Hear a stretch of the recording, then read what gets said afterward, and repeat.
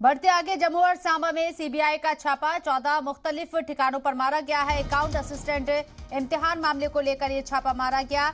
JKSSB के मेंबरान के घर पर छापा मारा गया। मामले में अब तक कुछ लोगों को गिरफ्तार भी किया जा चुका है। ये बड़ी खबर आपको बता रहे हैं, जहां बड़ी तादाद में छापेमार कार्रवाई हुई। जम्मू और सांबा में सीबीआई ने छापा मारा है 14 मुख्तलिफ ठिकानों पर।